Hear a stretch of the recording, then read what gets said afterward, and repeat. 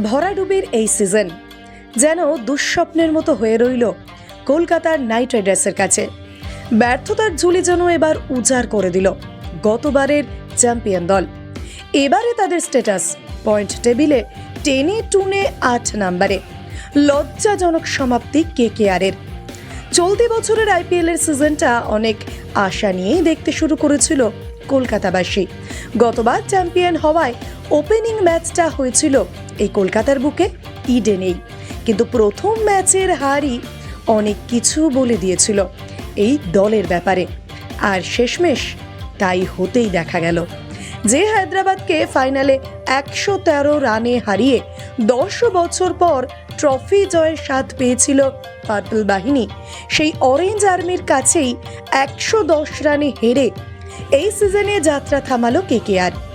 আর এই হারের পেছনে বেশ কিছু কারণ খুঁজে বের করেছেন ক্রিকেট বিশেষজ্ঞরা, যা পরবর্তী সিজনে পরিবর্তন করার জন্য জোর দেওয়া হয়েছে।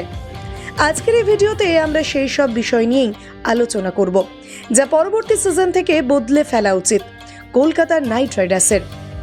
প্রথমেই যেটা করতে হবে তা হলো সরাতে হবে কোচ চন্দ্রকান্ত পণ্ডিতকে।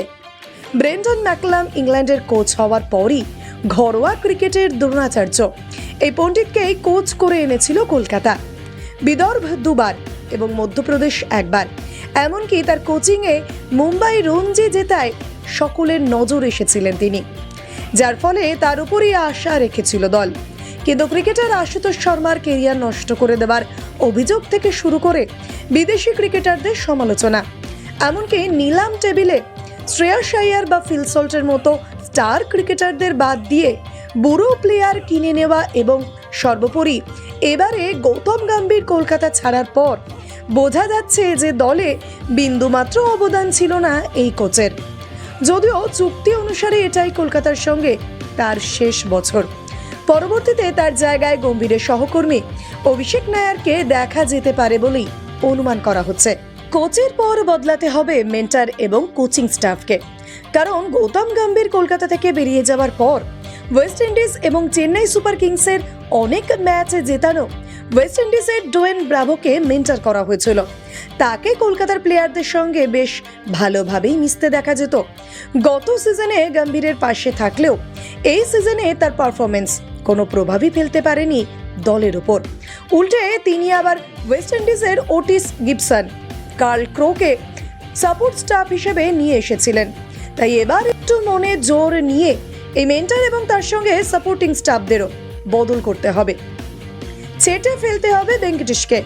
বেশি খরচ না করে নিলামে 23,75,00,000 টাকা দিয়ে কেনার পর অনেকেই ভেবেছিলেন এই সিজনে বুঝি ভেঙ্কটেশ আয়ারকে অধিনায়ক করা হবে, কিন্তু শেষ মুহূর্তে দেখা যায় আয়ার নয় অজিঙ্ক্য রাহানের ওপর ভরসা করে দল।